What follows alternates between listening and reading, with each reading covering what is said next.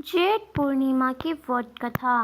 पौराणिक व्रत कथा के अनुसार राजा अक्षपति के घर देवी सावित्री के अंश से पुत्र का जन्म हुआ, जिसका नाम महाराज ने सावित्री रखा। पुत्री युवा अवस्था को प्राप्त हुई देखकर राजा ने मंत्रियों से सलाह की। इसके बाद राजा ने सावित्री से कहा कि उसे योग्य वर को देने का समय आ गया है। वह उसकी आत्मा के अनुरूप वर को नहीं पा रहा है, इसलिए वह उसे पुत्री भेजी रहा है ताकि वह स्वयं ही अपना योग्य वर ढूंढ ले।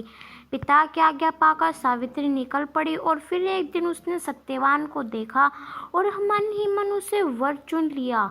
जब उसने देव ऋषि नारद जी को यह बात पता चली, तब ऋषि नारद सावित्री के पास आए और कहने लगे कि उसका पति अल्पायु है, वह कोई दूसरा वर देख ले। पर सावित्री ने कहा कि वह एक हिंदू नारी है, इसलिए वह पति को एक बार ही चुनती है। सावित्री की बात सभी ने स्वीकार की और फिर एक दिन उन दोनों का विवाह हो गया। एक दिन सत्यवान के सिर से अधिक पीड़ा होने लगी। सावित्री ने वट वृक्ष के नीचे अपने गोद में पति के सिर को रख उसे लिटा लिया। उसी समय सावित्री ने देखा कि अन्य यमदूतों के साथ यमराज आ पहुँचे हैं, सत्यवान के शरीर को दक्षिण दिशा की ओर ले जा रहे हैं। यह देख सावित्री भी यमराज के पीछे पीछे चल देती है।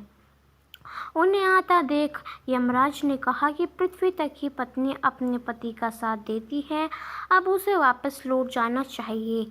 उनकी इस बात पर सावित्री ने कहा कि जहां उसके पति रहेंगे उसे उनके साथ रहना है, यही उसका पत्नी धर्म है। सावित्री के मुख से यह उत्तर सुन यमराज बहुत खुश हुए। उन्होंने सावित्री को वर मांगने को कहा और बोले कि वह उस 3 वर देते हैं। वह कौन कौन से 3 वर हासिल करना चाहती है। तब सावित्री ने सास ससुर के लिए नेत्र ज्योति मांगी, ससुर का खोया हुआ राज्य वापस लाने और अपने पति सत्यवान पुत्र की मां बनने का वर मांगा। सावित्री के यह तीनों वरदान सुनने के बाद यमराज ने उसे आशीर्वाद दिया और कहा कि ऐसा ही होगा। सावित्री ने अपनी बुद्धिमत्ता से यमराज को उलझा लिया। पति के बिना पुत्री वृत्ति होना जितना असंभव था, उतना ही यमराज का अपना वचन सुख मुंह फेरना। अतः उन्हें सत्यवान के प्राण वापस करने पड़े। सावित्री उसी वट वृक्ष के पास लौट आई जहाँ वह सत्यवान मृत पड़ा था। सत्यवान के मृत शरीर में फिर से संचार हुआ।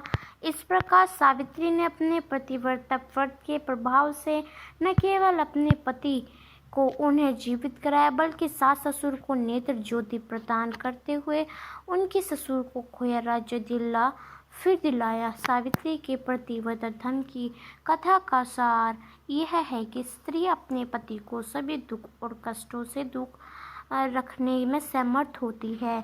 जिस प्रकार प्रतिव्रता धर्म के बल से ही सावित्री ने अपने पति सत्यवान को यमराज के बंधन से छुड़ा लिया, इतना ही नहीं, खोया हुआ राज्य तथा अंधे सास ससुर की नेत्र ज्योति भी वापस दिला दी। कथा की स्मृति के उपरांत अपने पति को रोली और अक्षत लगाकर चरण स्पर्श किए जाते हैं। इसके बाद प्रसाद वितरण किया जाता है। वट वृक्ष का पूजन अर्चन और जेठ पूर्णिमा व्रत करने से सौभाग्यवती महिला की सभी मनोकामना पूर्ण होती है और उनका सौभाग्य अखंड रहता है। तो ये थी हमारी जेठ पूर्णिमा की कहानी। आपको कैसे लगी हमें कमेंट कर ज़रूर बताएं और अंत तक हमारे साथ बने रहने के लिए आप सभी का बहुत बहुत धन्यवाद।